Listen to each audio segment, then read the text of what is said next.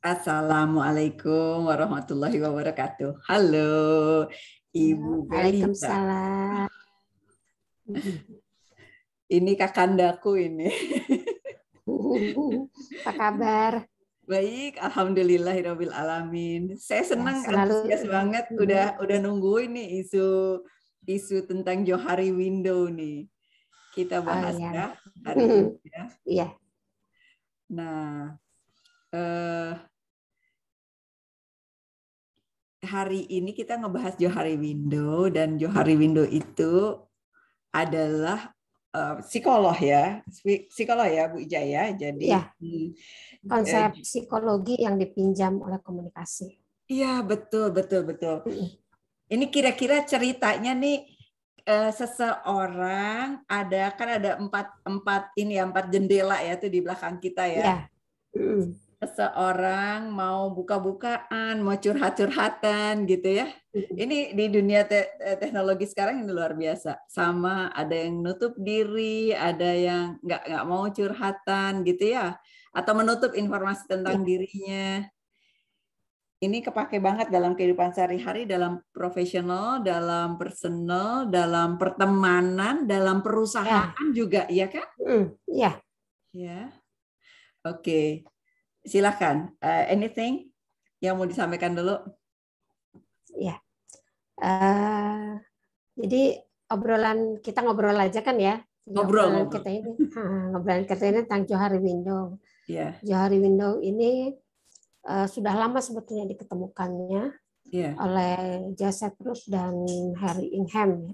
Yeah. Nah, dia bercerita mengenai ini 4 konsep kepribadian yang digambarkan dalam bentuk jendela yang dimiliki oleh semua orang gitu. Ceritanya begitu. Nah, mungkin ini semua orang kayak gini pasti ada ya. Ya, semua orang punya ini gitu. Nah, jadi yang pertama itu Johari Window itu sebuah model tentang kepribadian yang diciptakannya tahun 1955 memang oleh 2 orang psikolog. Nah, kemudian teori ini disebut teori kesadaran diri ya. Nah, teori kesadaran diri ini sebetulnya lebih mempengaruhi pada perilaku dan pikiran yang ada dalam diri sendiri maupun dalam diri orang lain. Jadi teori jendela Johari ini berkaitan juga dengan apa yang disebut dengan EQ kalau sekarang ya, Mbak Mona ya. Jadi emotional intelligence theory yang berhubungan dengan kesadaran dan perasaan manusia. Nah, jadi si jendela ini sebetulnya seperti permainan. Jadi yang kita ingin mainkan itu adalah kan membuka yang bagian opennya tuh yang besar. Nah, jadi kita bisa bermain-main dengan jendela ini gitu. Nah, ini kan ada. Nah, ini mungkin saya ambil sengaja dari buku Pak Jalaluddin Rahmat yang psikologi komunikasi. Jadi mungkin kalau ada mahasiswanya Bu Mona atau mahasiswa saya yang lihat ini, mereka langsung tahu ini dari buku Pak Jalal. Nah, terbentuknya ini dari pertama bagian yang disebut publik diketahui orang lain. Kemudian private yang tidak diketahui orang lain. Nah, kemudian yang bawah itu yang sebelah kiri diri yang kita ketahui, yang sebelah kanan diri yang tidak ketahui. Jadi ketika digabung, maka gambarnya jadi kayak begini.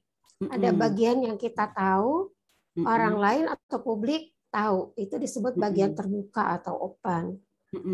Nah, itu sebenarnya tujuan kita berkomunikasi untuk buka daerah open ini, Bu Mona. Kata Joseph Lofto. Nah, kemudian ada bagian yang kita tidak tahu, tapi orang bisa melihat. Bentar Bu Feliza, bentar. Jadi ceritanya ini yang di sini nih ya. Kita ngobrol. Saya ini orangnya kayak gini, tapi orang juga udah tahu gitu ya. Bisa jadi ya. Bisa jadi karena kita membuka diri ya, atau juga karena dua-duanya juga udah ngerti gitu ya. Iya. Misalnya Bu Mona, semua orang tahu Bu Mona adalah dosen. Bu Mona sendiri tahu kalau saya adalah dosen begitu. Betul, jadi betul. Ini menempati daerah open area ini. Ya, betul. Iya. Ini manfaatnya kalau ada di sini nih, Ini mudah ya kita ya, jadi declare something atau juga menyampaikan atau juga jualan sesuatu, kita juga dia tahu kita tahu gitu ya kan, menguntungkan ya posisi ini ya ketika kita. Betul. Dan ini melalui komunikasi ya ini diperoleh melalui komunikasi ya. Oke. Melalui komunikasi. Jadi kalau kita menempatkan informasi di bagian terbuka ini, kan kita jadi bisa ngobrol lebih banyak, kita bisa sama-sama tahu apakah itu dalam misalnya personal selling ataukah itu di dalam organisasi. Nah, jadi ketika udah sama-sama tahu kan kita bisa memperbaiki pribadi dia yang misalnya kurang baik karena dia sudah terbuka pada kita misalnya begitu. Betul. Bu Feliza, jadi ini terutama hubungannya kuat dengan psikologi komunikasi dalam konteks antar pribadi ya, kita sama orang lain ya. Jadi kita berhubungan sama orang lain tuh bisa di sini, bisa terbuka satu sama lain ya, bisa dalam pasangan misalnya itu kita bisa curhat-curhatan satu sama lain di sini gitu ya, membuka diri masing-masing ya. Oke. Iya, betul. Terus yang kedua? Yang kedua daerah blind atau buta. Jadi buta itu seperti orang buta. Orang lain bisa lihat kekurangan dalam diri kita, misalnya kita kan nggak bisa lihat. Misalnya kecenderungan saya ngomong terlalu cepat, itu merasanya biasa aja. Tapi ketika orang bilang, Bu maaf, Ibu terlalu cepat, tolong dijelaskan kembali. Nah akhirnya si terlalu cepat saya jadi masuk ke daerah terbuka. Saya jadi tahu kalau saya bicara terlalu cepat itu karena orang lain memberitahu. Iya, ini pun juga akan sangat baik ketika kita mau membuka diri dengan komunikasi ya, ya kan? Dengan buta tadi kita mendapat informasi dari publik atau pihak lain bahwa kita ini seperti apa, begitu ya? Ya, betul. Sesuatu yang kita tidak ketahui, oke. Oke, kemudian ini ya tersembunyi ya. Daerah tersembunyi ya atau hidden place.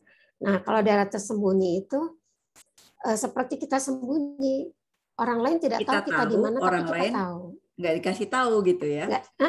Misalnya kekesalan kita. Misalnya Bu Mona bilang, Bu Felisa nggak apa-apa, saya bilang gitu. Padahal saya kesal dalam hati. Nah, nggak kelihatan kan? Nggak kelihatan. Tapi ketika saya bilang, ya Bu Mona kelamaan, saya jadi kesal. Nah, itu masuk ke daerah terbuka.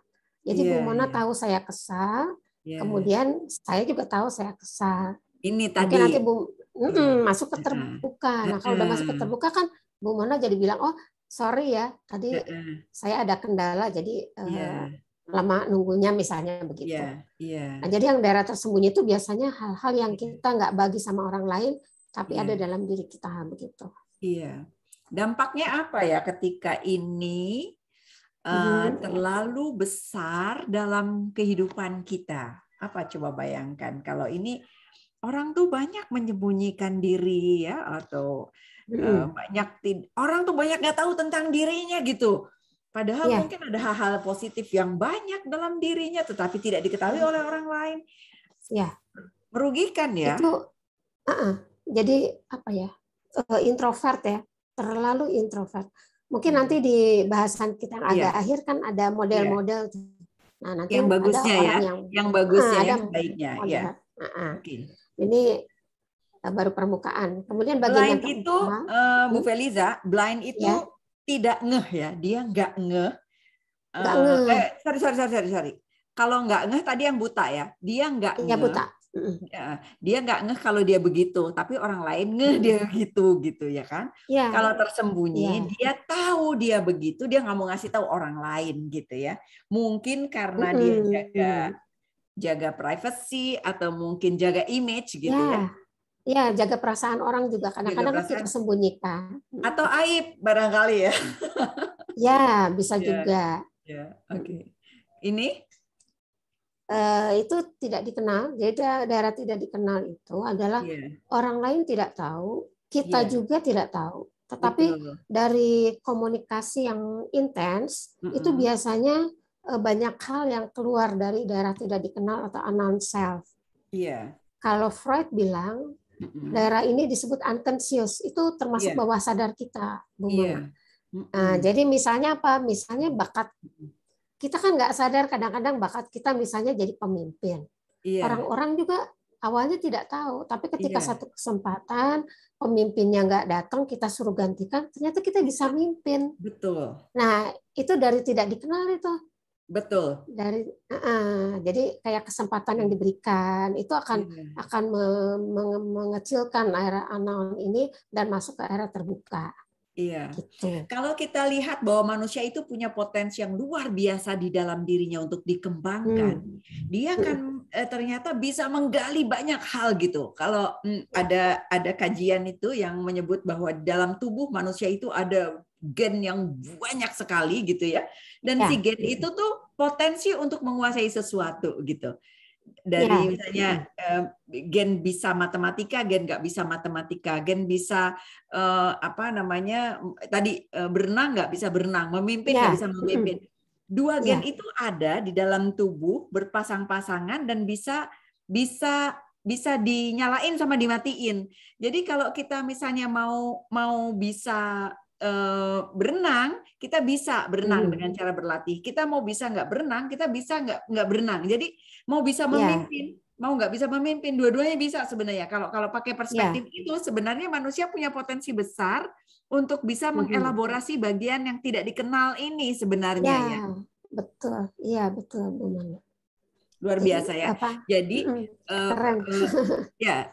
sedikit lagi, Bu Felisa, artinya manusia itu dengan menyadari peta ini, dia bisa melihat banyak hal yang masih bisa dia elaborasi. Seperti misalnya di kantor ya, dia tidak ngomong, dia nggak diketahui bahwa dia punya atau dia ya tersembunyi ini ya, dia nggak ngomong. Orang lain nggak tahu, nggak ngasih peluang-peluang gitu, ya kan? Kalau dia ngomong, orang lain bisa ngasih tahu punya peluang. Atau dia nggak tahu, orang lain tahu. Dia nggak tahu, dia nggak bisa apa, orang lain tahu kalau dia nggak bisa apa, dia bisa over misalnya ya. Jadi sebenarnya dengan pemahaman konsep Johari Window ini, kita bisa punya kedewasaan atau apa ya? Kebijaksanaan ya, punya kesadaran gimana cara memainkan interaksinya ya, komunikasinya ya. Oke. Iya, ini tadi ya sudah dijelaskan. Ya, ini sudah dijelaskan ini. Oke, kita fungsinya. Lewat aja. Menarik nih fungsinya. Nah, ini fungsinya ya. Nah, jadi fungsinya itu ada beberapa sih, tapi saya ambil 3 aja dulu. Yang pertama, Johari Window ini mengajari kita untuk memahami diri kita sendiri, tidak hanya dari perspektif pribadi, tapi juga melibatkan pandangan orang lain. Kemudian yang kedua, membantu suatu kelompok dalam memahami anggotanya satu sama lain sehingga tercipta kelompok yang harmonis. Ketiga, membantu kita membuka diri agar konsep diri menjadi lebih dekat dengan kenyataan.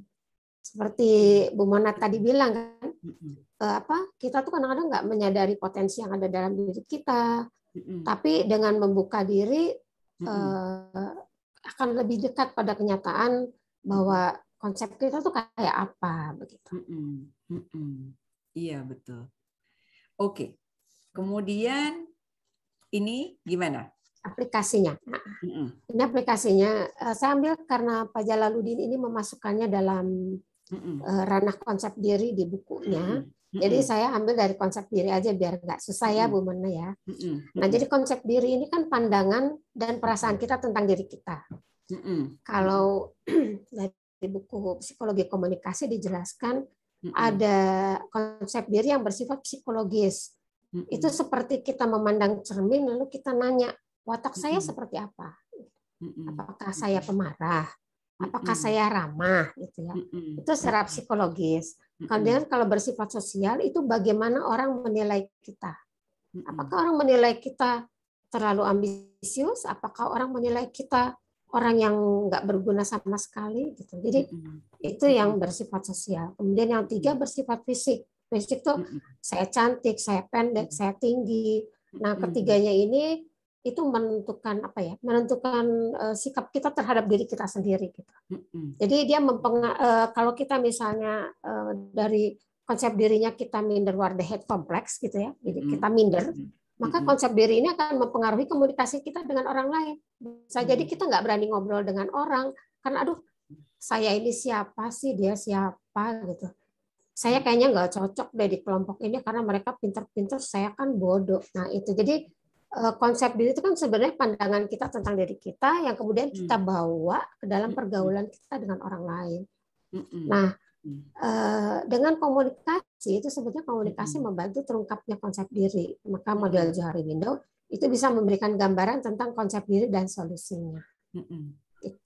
Gitu Bu Mona, coba mungkin masukannya gimana nih? Iya, jadi konsep diri itu adalah bagaimana seseorang melihat dirinya sendiri ya, bisa positif, bisa negatif ya. Iya. Konsep diri jadi energi atau pengetahuan diri tentang bagaimana dia menjalani hidupnya. Kemungkinan konsep diri itu akan banyak juga berhubungan dengan yang tadi 4 tadi begitu ya, yang bisa. Iya kan, tentang misalnya open, dia ngebuka diri enggak gitu, ya kan? Kalau dia ngerasa saya orang terbuka misalnya begitu, dia akan dengan lebih nyaman untuk bisa membuka diri kepada orang lain gitu ya. Kalau saya orangnya minder nih gitu. Jadi dia tidak akan membuka diri kepada orang lain gitu ya kan? Di opennya itu mungkin akan kecil gitu. Ya. Jadi link antara Johari Window, konsep diri dengan bagaimana Johari Window diimplementasikan dalam kehidupannya itu juga dekat sekali ya. Bagaimana orang lain menilai saya, misalnya persepsi diri tentang bagaimana orang lain menilai dirinya, itu membuat dia akhirnya merasa di bagian hidden learning, bagian buta misalnya, bagian buta ya. Dia ngerasa kalau orang lain yang lihat. Kalau dia ketika orang lain ngasih asupan misalnya gitu, kamu tuh orangnya kayak gini, wah dia langsung over misalnya yang konsep dirinya negatif, over lah marah-marah gitu ya, atau konsep dirinya positif, jadinya oh iya ya, oke dikasih tahu kamu salah di sini, oh iya ya, oke saya akan perbaiki. Cara dia menangkap respon atau stimulus dari eksternal itu tuh menjadi lebih positif gitu dengan konsep diri. Iya kan, Johari Window yang seperti apa yang dilihat gitu, misalnya orang lain mau membuka atau dia menutup diri atau juga iya kan open mind. Bahkan peluang-peluang unknown tadi ya yang masih belum diketahui tadi itu akan jauh lebih positif ketika seseorang punya konsep diri yang positif gitu. Dia akan berani mengambil tantangan-tantangan baru gitu ya Bu Felisa, karena dia akan melihat oh iya kayaknya saya bisa deh ini deh, oh iya ya kenapa enggak gitu ya kan? Betul sekali. Ini rumus penting loh. Jadi Bu Felisa, saya beberapa situasi suka ngobrol misalnya ya dengan pasangan saya gitu ya. Yuk kita buka-bukaan yuk gitu. Nah itu tuh ternyata rujukannya sebenarnya Johari Window.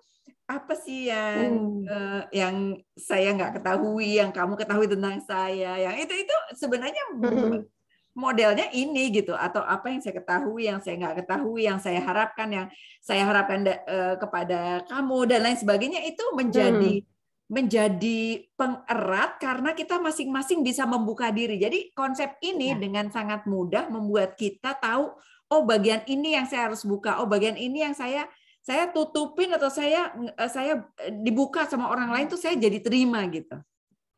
Ya, itu contoh yang bagus banget itu. Iya. Nyata ya. Iya. Satu lagi Bu Felisa. Ya. Jadi di kantor itu ternyata kalau di kantor di perusahaan ya ke pegawai misalnya begitu ya. Ya. Ketika pegawai atasannya ngelihat nih atau dari kan mereka menggunakan misalnya alat gitu ya untuk mengetahui kompetensi seseorang gitu kan. Kadang-kadang kompetensi seseorang itu bisa dilahirkan. Saya punya teman yang dia itu ambil di jurusan teknik gitu ya. Tetapi ternyata dilihat dari perhitungan psikologis, dia itu ternyata jago di marketing. Lalu dia bilang, kamu marketing aja. Kata dia di zaman dulu itu dia bilang, gengsi amat saya harus jual-jualan misalnya begitu ya.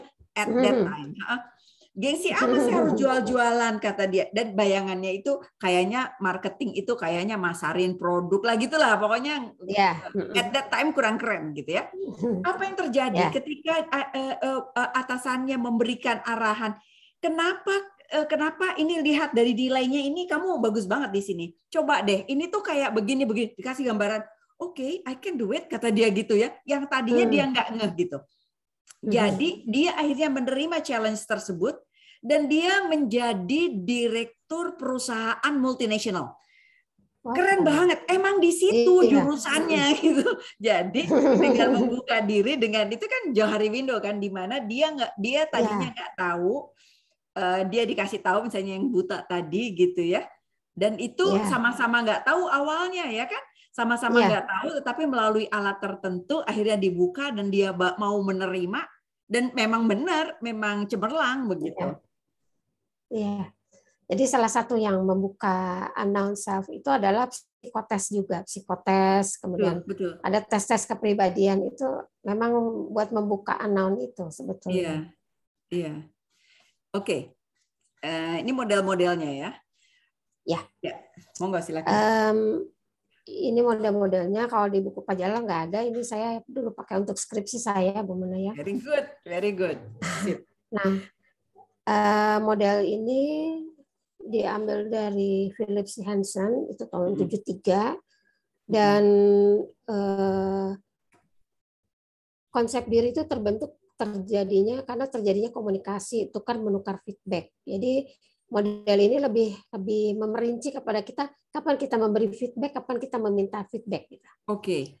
Nah, model itu ada 4. Yang pertama adalah model ideal.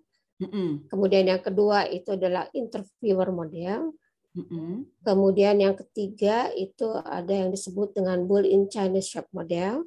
Yang keempat adalah starter model.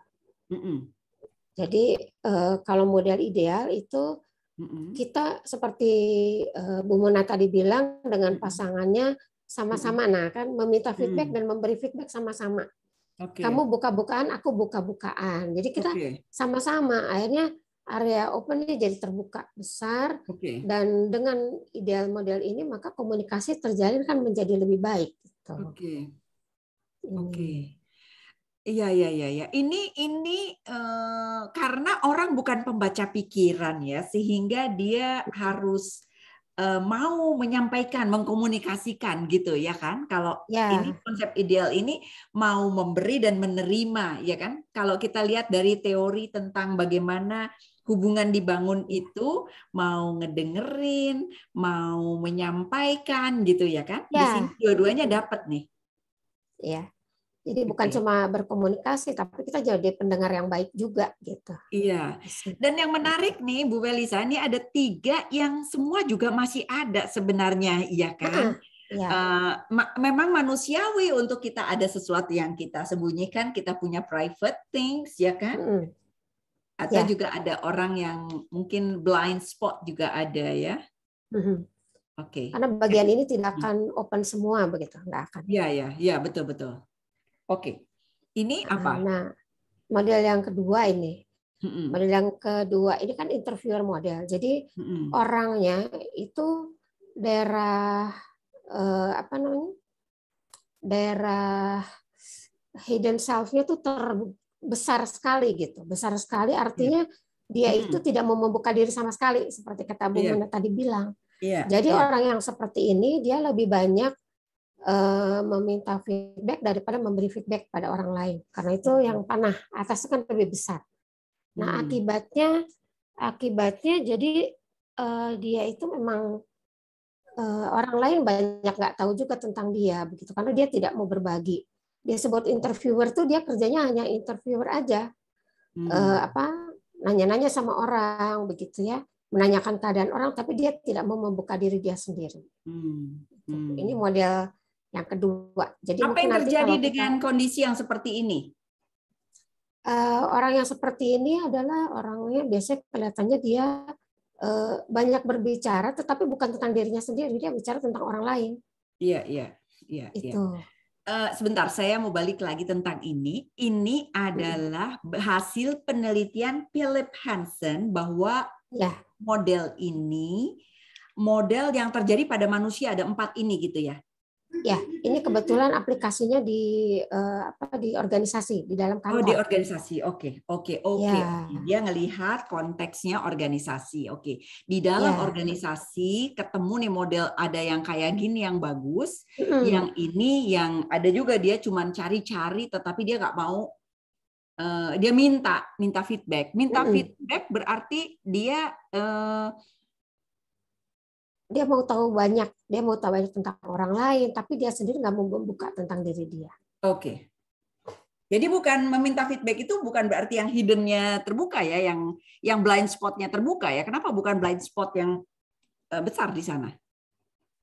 Iya, kalau di hidden ini kan dia orangnya bersembunyi. Kalau orang bersembunyi itu dia menyembunyikan semua yang ada dalam diri dia.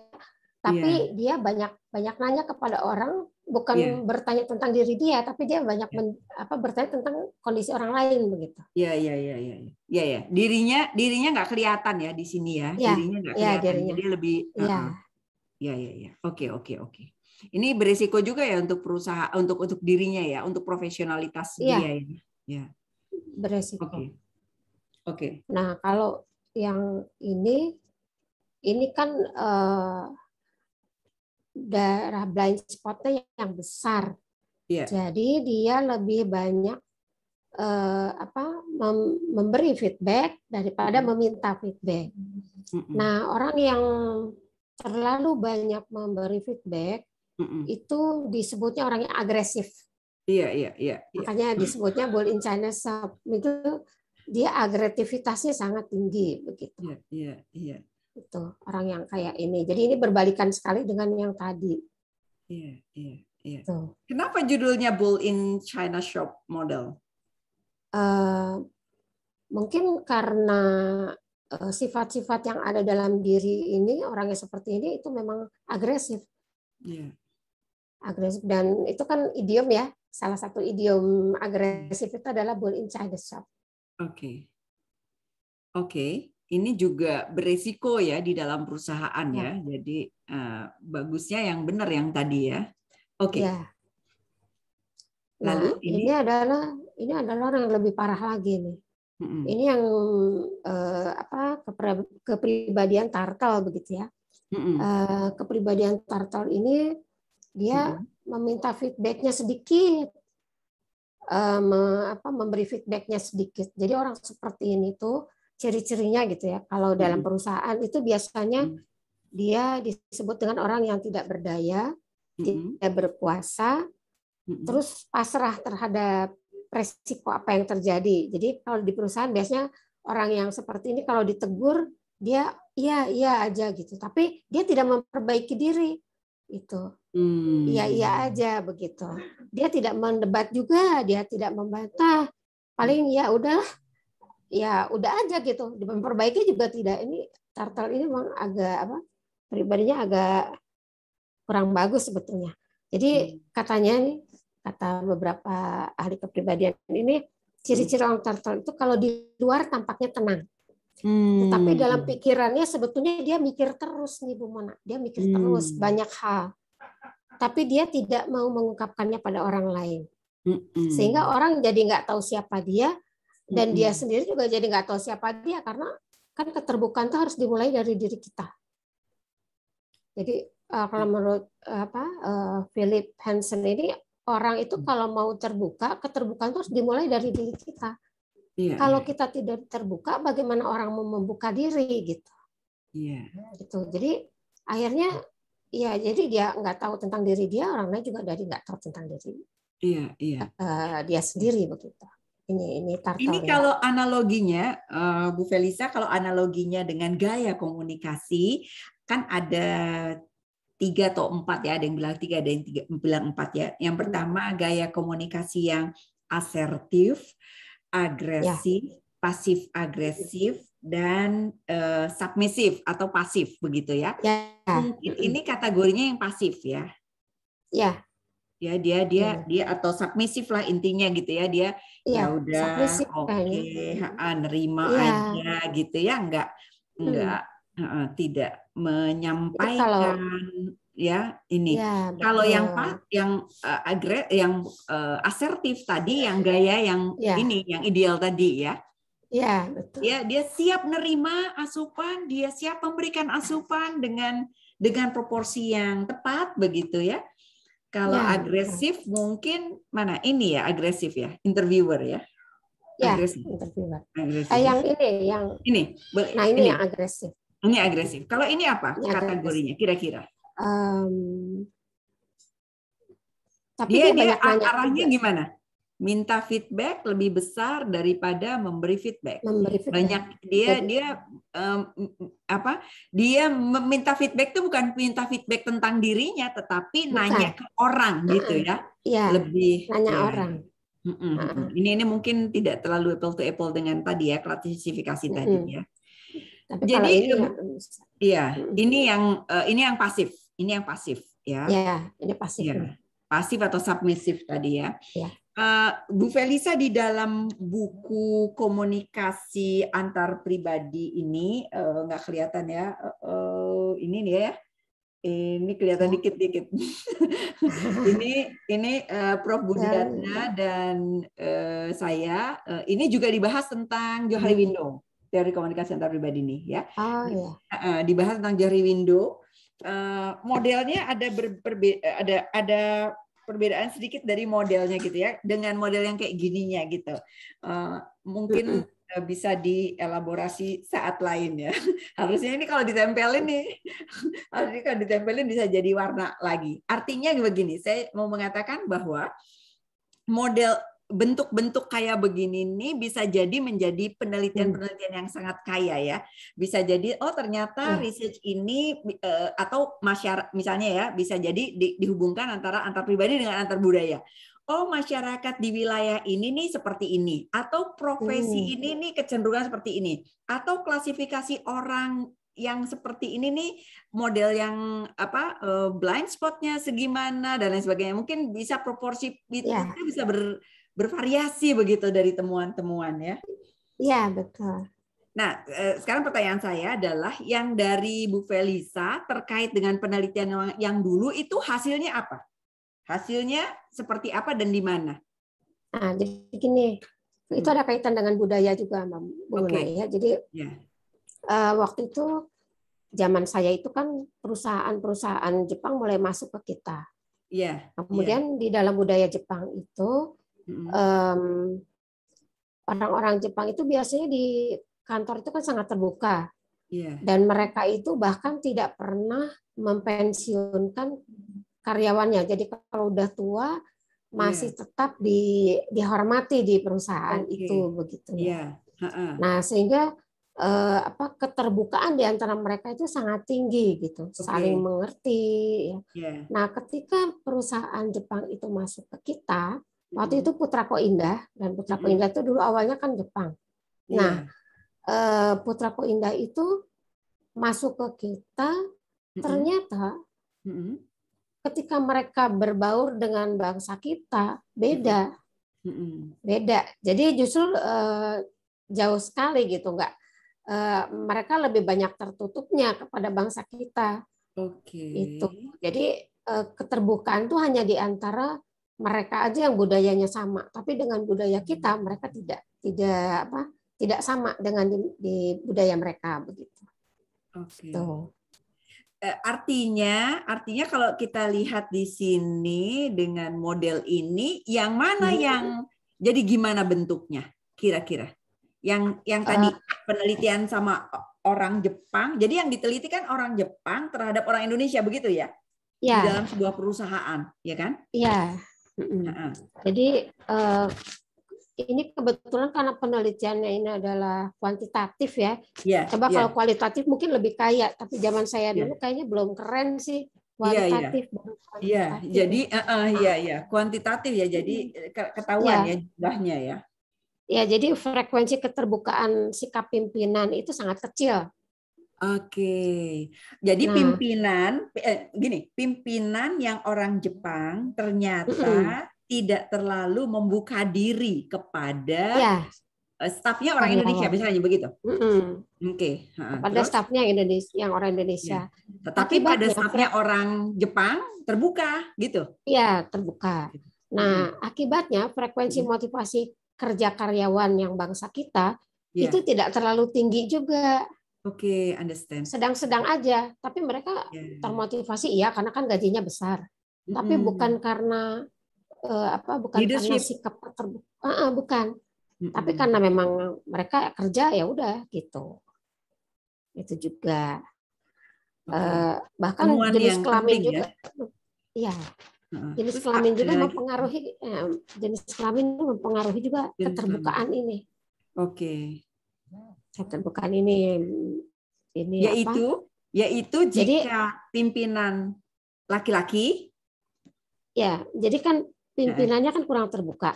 Nah, ya, motivasi kerja karyawan ya. pria itu lebih tinggi dari motivasi kerja karyawan wanita. Karena Oke. pimpinannya pria tidak Ya, ya. terbuka, wanita itu lebih apa ya? Lebih merasa Hmm. kurang, mungkin kurang diengahkan gitu ya, Ya, sehingga ya, ya. motivasinya tidak terlalu tinggi begitu. Menarik ya. Tuh. Mm-mm. Ya, ya, ya, ya, ya, ya. Wah, bener nih ya. Ini penting sekali ya.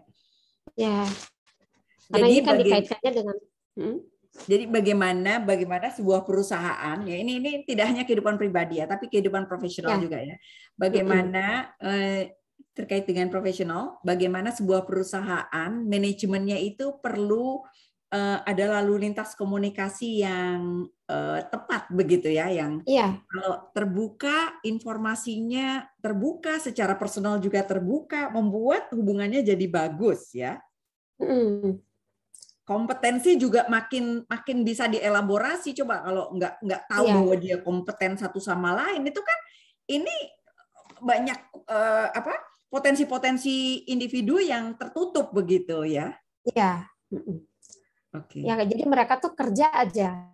Jadi Heeh. mereka kerja, tapi mereka juga nggak punya kesempatan untuk mengembangkan diri lebih jauh gitu, nggak ada sih Iya.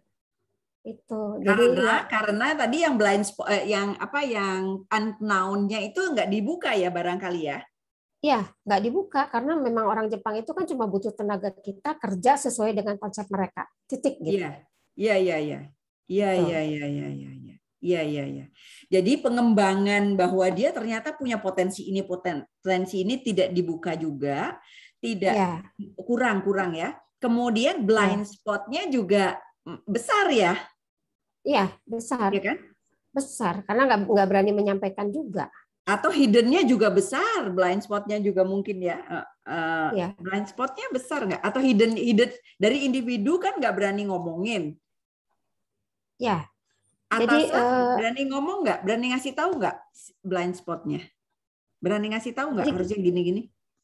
jadi gini, itu tergantung dari situasi di mana. Kalau misalnya Hmm. mereka sedang rapat dan Hmm. diberi kesempatan untuk berbicara, Hmm. nah mungkin itu kan akan terbuka buka jendelanya. Iya, Jadi iya, keterbukaan itu memang harus dimulai dari pimpinan, memberi kesempatan orang terbuka dan dia iya. mulai terbuka juga.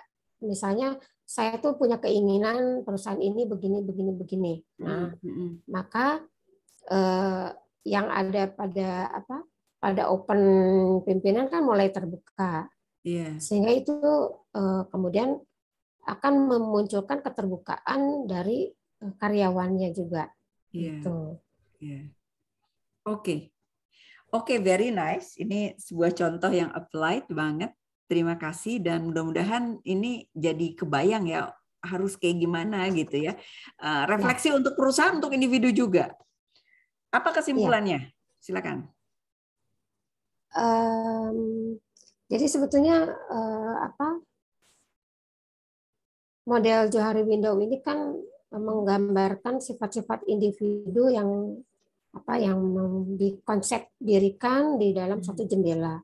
Mm-mm. Nah, Mm-mm. aplikasinya ini sebetulnya adalah untuk memperbaiki konsep diri Mm-mm. anggota organisasi, konsep diri karyawan, konsep diri lawan bicara kita, itu untuk digiring menjadi ke ideal model. Iya, Begitu. iya, Supaya iya. kita sama-sama terbuka, sama-sama enak. Iya, Gitu. iya. Nah, Iya, kemudian iya.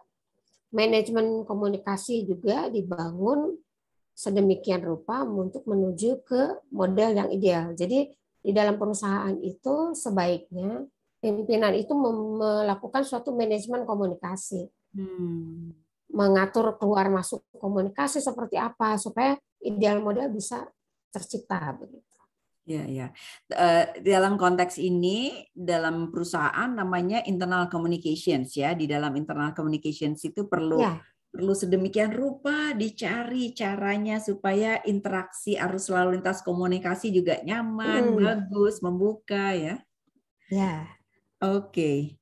So, menarik sekali hari ini kita bahas tentang Johari Window. Kita udah lihat tuh di belakang kita ada open area, blind area, hidden area, unknown area. Semoga diskusi ini mencerahkan. Terima kasih sekali Bu Felisa tersayang. Ya. Sehat selalu. Sama-sama, Bu. Kita ketemu di Sama-sama. kesempatan berikutnya bahas lagi yang lainnya ya. Terima Oke. kasih. Ya. Assalamualaikum warahmatullahi wabarakatuh. Sehat.